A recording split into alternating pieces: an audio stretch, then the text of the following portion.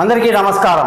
నేను మీ గోపాల్ అయ్యంగార్. 15వ తారీఖు జూన్ నెల 2025 నుంచి 22వ తారీఖు జూన్ నెల 2025 వరకు మేషరాశి నుంచి మీనరాశి వరకు వారఫలం ఎలా ఉందో చూద్దాం. ఈ వారంలో ప్రత్యేకంగా సూర్యుడు మిథున రాశిలోకి రావటం జరిగింది. దీన్ని మిథున మాసం అని ద్రావిడ్లు పిలుస్తారు. అలాగే ఈ మిథునంలో సూర్యుడు, గురువు, బుధుడు సంచరిస్తున్నారు. కుజుడు, కేతువు సింహరాశిలో సంచరిస్తున్నారు. రాహు కుంభరాశిలో, శని మీనరాశిలో, శుక్రుడు మేషరాశిలో, చంద్రుడు వచ్చేసి శ్రవణ నక్షత్రం నుంచి అశ్విని నక్షత్రం వరకు అంటే మకర, కుంభ, మీన, మేషరాశి వరకు ప్రయాణిస్తున్నారన్నమాట ఈ వారంలో. మరి ఇది వచ్చేసి చవితి తిథి నుంచి దశమి తిథి వరకు, అలాగే ఆదివారం నుంచి శనివారం వరకు. ఈ వారంలో మారినటువంటి గ్రహస్థితిని బట్టి 12 రాశులకు కూడా ఫలితాలు వేరేగా ఉన్నాయి. శ్రద్ధగా వినండి. ప్రత్యేకంగా దీన్ని నేను చెప్పాల్సిన అవసరం లేదు. thesimple.astrologer.com అని చెప్పే ఈ ఛానల్ని సబ్స్క్రైబ్ చేయడం మీ ధర్మంగా భావించండి.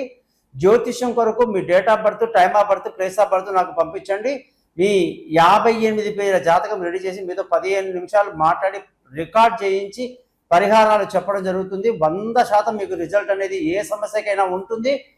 డేట్ ఆఫ్ బర్త్ లేని వాళ్ళు ముఖం కనిపించేట ఒక ఫోటో, చేతి రేఖలు ఒక ఫోటో, మగవాళ్ళు అయితే కుడి చెయ్యి, ఆడవాళ్ళు అయితే ఎడమ చెయ్యి పంపించండి. మీ జాతకాలు రెడీ అవుతాయి. మీతో నేను 20 నిమిషాలు మాట్లాడి సింపుల్గా పరిహారాలు చెప్తానని హామీ ఇస్తున్నాను. అలాగే మీరందరూ కూడా మరొకసారి ఈ ఛానల్ని సబ్స్క్రైబ్ చేయడం మర్చిపోకండి. నమస్కారం. గోపాలయ్య.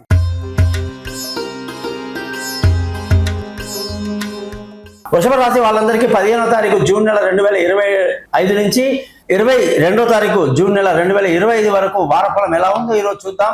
ముఖ్యంగా ఈ వారంలో ధనస్థానం చాలా బాగుండి, కుటుంబ సంతోషం చాలా బాగుండి, అలాగే చదువుల విషయంలో, పిల్లల విషయంలో చాలా చురుగ్గా ఉంటారు. తెలివితేటలు బ్రహ్మాండంగా ప్రదర్శిస్తారని చెప్పొచ్చు. అన్నిటికంటే ముఖ్యంగా విలువైన వస్తువులు, వాహనాలు అవన్నీ కూడా కొనడానికి ఎంతో అనుకూలంగా ఉంది. లావాదేవీలన్నీ లాభదాయకంగా జరుగుతాయి. తల్లి ఆశీస్సులు, ఆరోగ్యం బ్రహ్మాండంగా ఉంటుందని చెప్పాలి. అనేక రకాలుగా తెలివితేటలు బ్రహ్మాండంగా వాడతారు. దూర ప్రయాణాలు బాగుంటాయి. విదేశీయానాలు, పిల్లల చదువుల కోసం చేసే ప్రయత్నాలు అన్ని రకాలుగా కూడా మీకు బాగా కలిసి వస్తుందని చెప్పాలి. అన్ని విషయాలు చూసుకుంటే ఆరోగ్యం బ్రహ్మాండంగా ఉంటుంది. ఎటువంటి డౌట్స్ పెట్టుకోవాల్సిన అవసరం లేదు. ఇటువంటి మంచి అవకాశం సంవత్సరానికి ఒకసారి ఎప్పుడో వస్తుంది. ఈ ఆరోగ్యపరంగా మీరు ఎటువంటి దిగులు చెందాల్సిన అవసరం లేదు. ఏ టెస్ట్ చేసుకున్నా మీకు పర్ఫెక్ట్గా ఉంది అని చెప్పి వస్తుంది. కాబట్టి ఆరోగ్యం బాగుంది, శత్రువులు లేరు, అప్పుల బాధలు ఉండవు అని చెప్పేసి కూడా మీరు బాగా గ్రహించాల్సి ఉంటుంది. ముఖ్యంగా భార్యాభర్తల మధ్య ఎంతో అనుకూలమైనటువంటి పరిస్థితి, చక్కటి ప్రేమ అనురాగాలతో ఎంతో బాగుంటారు. అలాగే పెళ్లి కాని వాళ్ళకు పెళ్లి కుదరడం, దూరంగా ఉన్న వాళ్ళు కలుసుకోవడం, ప్రేమికులకు ఎంతో అనుకూలంగా, పార్ట్నర్షిప్లో వ్యాపారాలు ఎంతో లాభదాయకంగా అద్భుతంగా ఉందన్నమాట. అదృష్టం అయితే చెప్పలేం, మంచి అదృష్టం ఉంది.